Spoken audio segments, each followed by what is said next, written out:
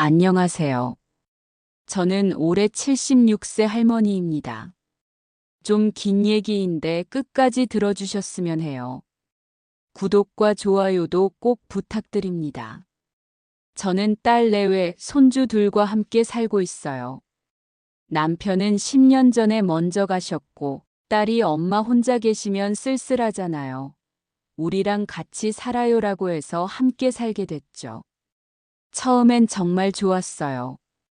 딸이 워킹맘이라 바쁜 거 알고 있으니까 제가 집안일 좀 도와주는 게 당연하다고 생각했거든요. 애들 돌봐주고 밥해주고 빨래해주고 가족이니까요. 딸도 처음엔 엄마 고마워요.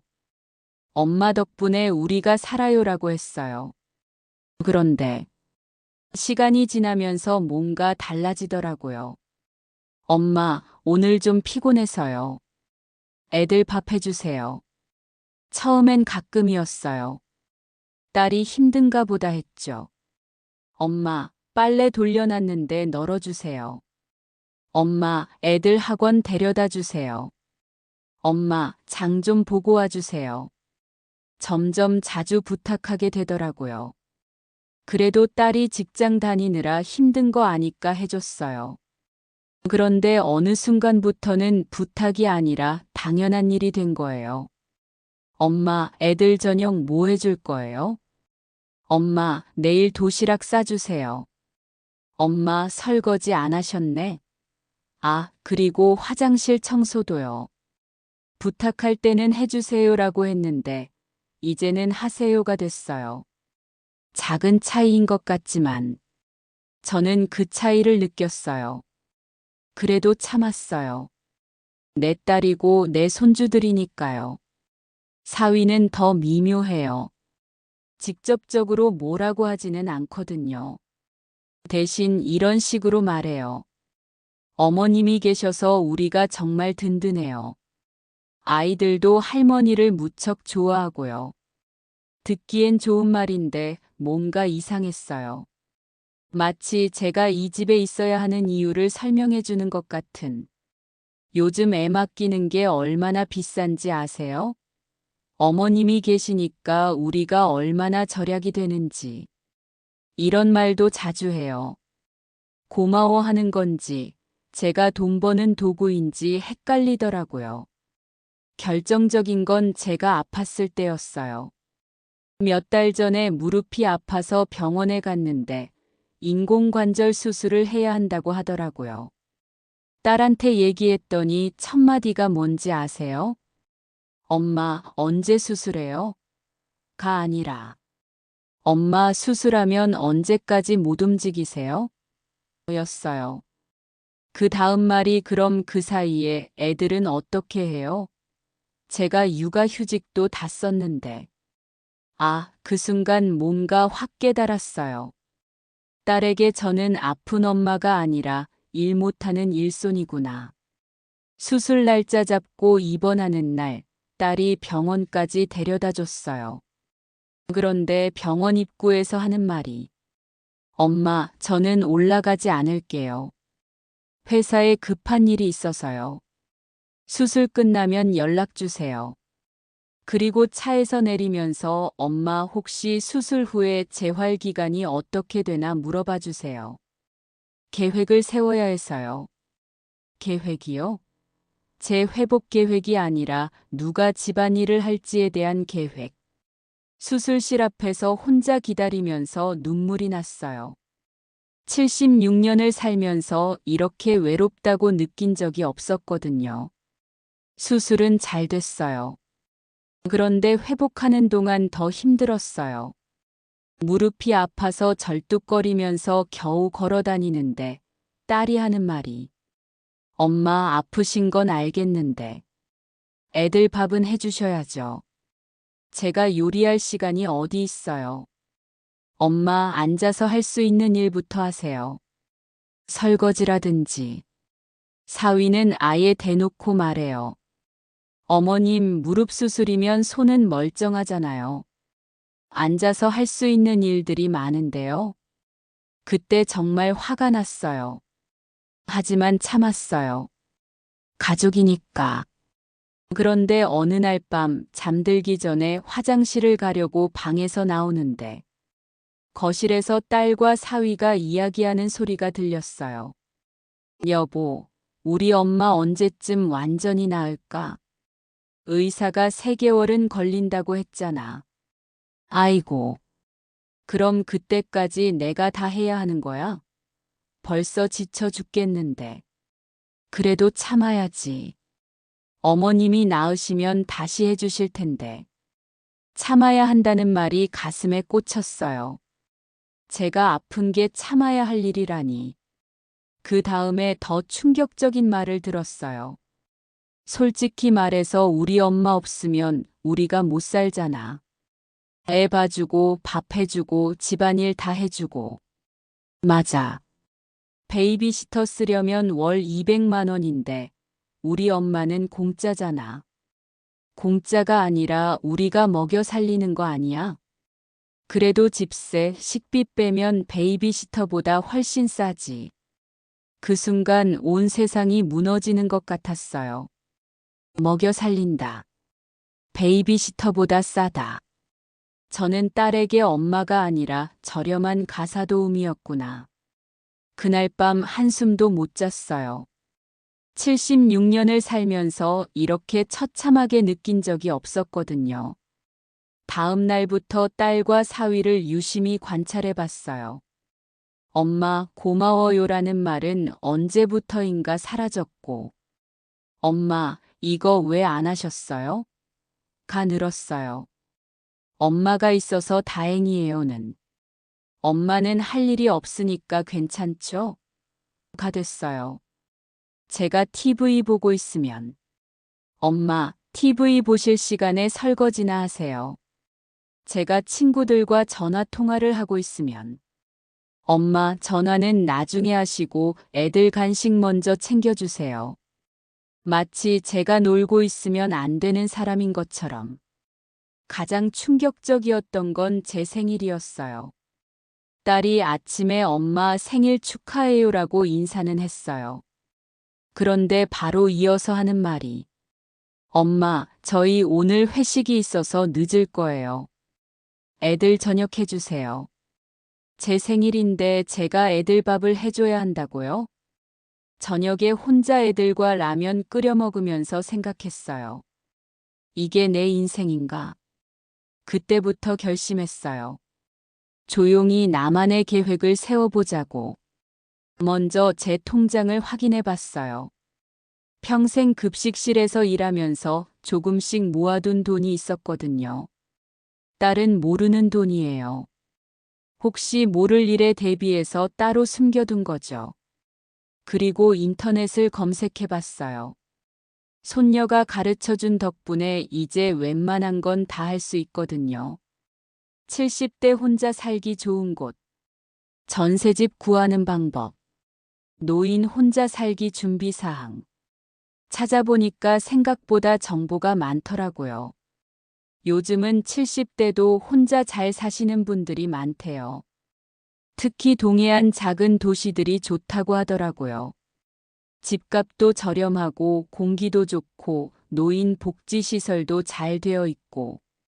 그래서 용기 내서 실제로 집을 보러 갔어요. 딸에게는 친구 만나러 간다고 했죠. 강릉 근처 작은 어촌 마을이었는데 바다가 보이는 작은 원룸이 있더라고요. 깔끔하고 햇볕도 잘 들고 마트도 걸어서 10분 거리에 있고 무엇보다 조용했어요. 아무도 저한테 이거 해주세요, 저거 해주세요 하지 않는 공간. 집주인 할머니가 친절하게 설명해 주시더라고요. 여기 혼자 사시는 할머니들 많아요. 서로 안부도 묻고 외롭지 않으실 거예요. 병원도 가깝고 경로당도 있고. 그 순간 확신했어요. 여기서 살고 싶다. 계약금 넣고 이사 날짜까지 정했어요. 한 달 후에 이사하기로 했죠. 집에 돌아와서는 평상시처럼 행동했어요. 아무도 모르게. 엄마, 저녁 뭐예요? 응, 김치찌개 끓였어. 엄마, 내일 애들 소풍인데 김밥 싸주세요. 알았어. 엄마, 빨래 좀 개켜주세요. 그래. 모든 게 평소와 똑같았어요. 하지만 제 마음속에서는 카운트다운이 시작됐죠. 30일 남았다. 29일 남았다. 그 한 달 동안 짐을 조금씩 정리했어요. 딸이 모르게 조금씩. 필요한 것들만 골라서 박스에 넣어뒀어요. 옷가지, 약품, 소중한 사진들. 의외로 가져갈 게 많지 않더라고요. 76년을 살았는데 정말 내 것이라고 할 수 있는 게 이것밖에 없구나 싶어서 좀 쓸쓸했어요. 이사하기 일주일 전부터는 마음이 복잡했어요. 정말 이게 맞나 싶기도 하고. 하지만 딸이 하는 행동을 보면 다시 마음이 굳어졌어요. 엄마, 요즘 왜 이렇게 멍하세요? 설거지도 안 하시고. 엄마, 혹시 어디 아픈 데 있어요? 아프시면 말씀하세요. 우리가 계획을 세워야 하니까. 마지막 주간에 딸이 한 말이 제일 기억에 남아요. 엄마, 우리 엄마는 정말 복 받으신 것 같아요. 딸이 이렇게 모시고 사는데. 요즘 부모 혼자 사시는 분들 많다던데 우리 엄마는 외롭지 않잖아요. 복을 받았다고요? 외롭지 않다고요? 그 말을 듣고 확신했어요. 내가 하는 일이 맞다. 드디어 이사 당일이 왔어요. 딸과 사위는 출근했고 애들은 학교에 갔고 집에는 저 혼자 있었어요. 이사업체가 와서 짐을 옮겨갔어요. 생각보다 간단했어요. 정말 가져갈 게 별로 없었거든요. 식탁 위에 편지를 하나 놓고 왔어요. 딸아, 사위야. 그동안 고생 많았다. 이제 나는 내 인생을 살아보려고 한다. 걱정하지 말고 너희들도 너희들 인생을 살아라. 주소는 적어둘 테니 궁금하면 연락해라.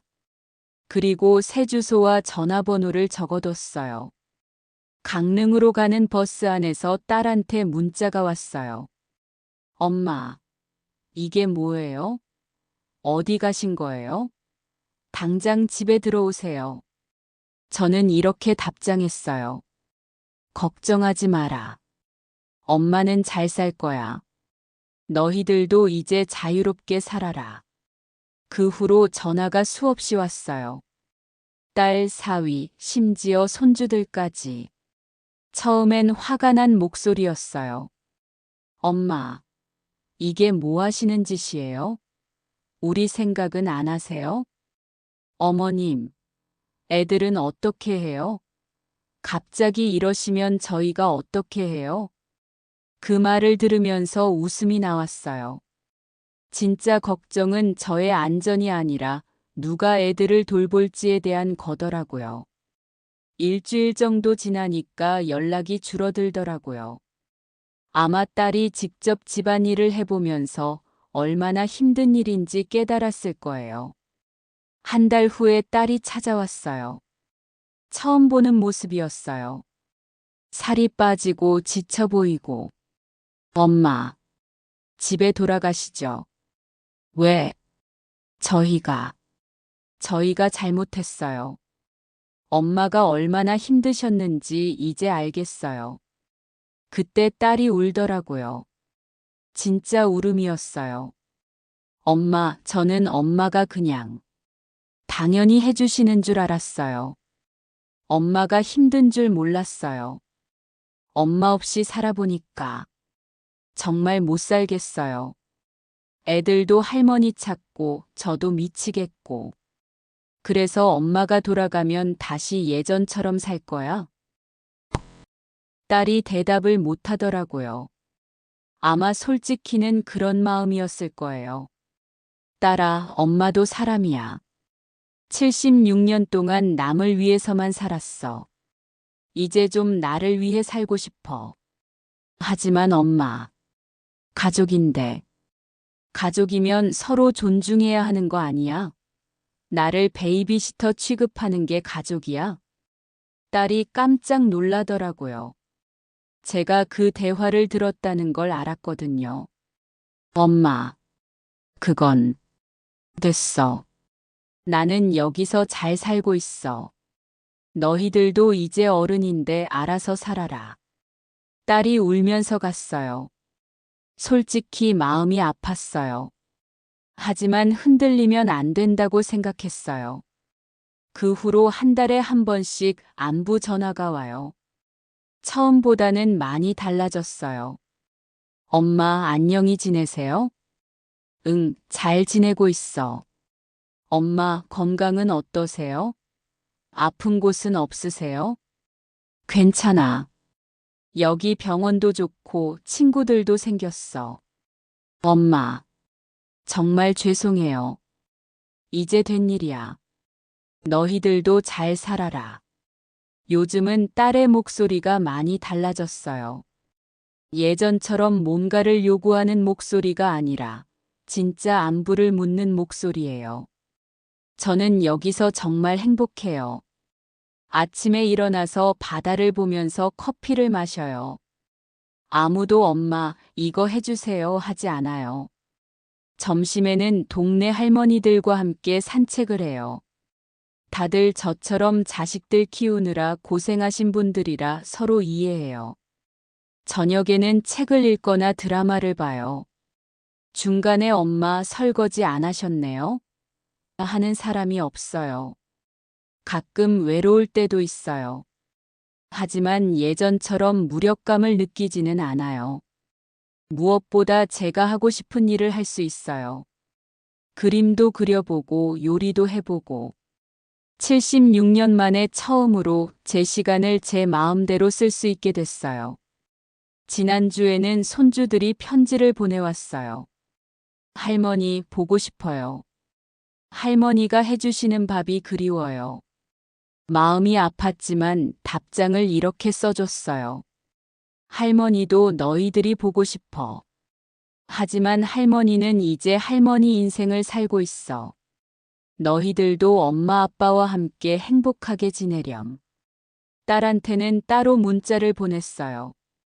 애들 밥은 엄마가 해주는 게 맞아. 그게 진짜 사랑이야. 최근에 딸이 또 전화를 했어요. 엄마 정말 안 돌아오실 거예요? 응, 안 가. 엄마, 저희가 정말 많이 바뀌었어요. 그래? 그럼 잘 된 거네. 엄마, 그래도 가끔은 놀러 오실 수 있죠? 생각해 볼게. 사실 저도 가끔은 딸과 손주들이 보고 싶어요. 하지만 놀러 가는 것과 살림하러 가는 건 다르잖아요.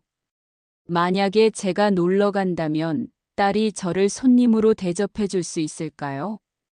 아니면 또다시 엄마, 이거 좀 해주세요가 될까요? 아직은 확신이 안 서요.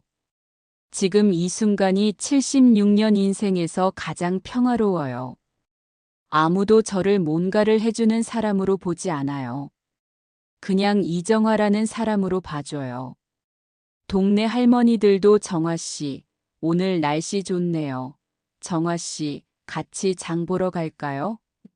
이렇게 말해요. 엄마, 이거 해주세요가 아니라요. 이게 얼마나 소중한 건지 경험해 보신 분들은 아실 거예요. 제가 너무 이기적인 엄마일까요? 가족을 버리고 나온 나쁜 엄마일까요? 하지만 저도 사람이거든요. 76년 동안 누군가를 위해서만 살았어요. 이제 남은 시간은 저를 위해 살고 싶어요. 그게 그렇게 큰 죄일까요? 딸에게 해주고 싶은 말이 있어요. 혹시 들을지 모르겠지만, 딸아, 엄마도 꿈이 있었어. 엄마도 하고 싶은 일이 있었어. 하지만 너를 키우느라, 가족을 돌보느라 다 포기했지. 그것도 기꺼이 했어. 사랑하니까. 하지만 이제는 엄마 차례야. 엄마도 엄마만의 시간이 필요해. 엄마도 존중받고 싶어. 베이비시터가 아니라 가족으로 대해줬으면 해. 언젠가 내가 정말로 엄마가 그리워질 때, 엄마를 필요로 할 때 집안일이 아니라 진짜로 연락해. 그때는 달려갈게. 하지만 그 전까지는 엄마를 그냥 내버려둬. 76년 만에 처음으로 자유를 맛보고 있어. 그리고 라디오를 듣고 계실 모든 분들께도 말씀드리고 싶어요. 부모님이 살아계시다면 한번 생각해 보세요. 우리가 부모님을 정말 가족으로 대하고 있는지, 아니면 편리한 도구로 여기고 있는지. 당연히 해주시는 일이라고 생각하는 게 정말 당연한 일일까요? 부모님도 사람이에요.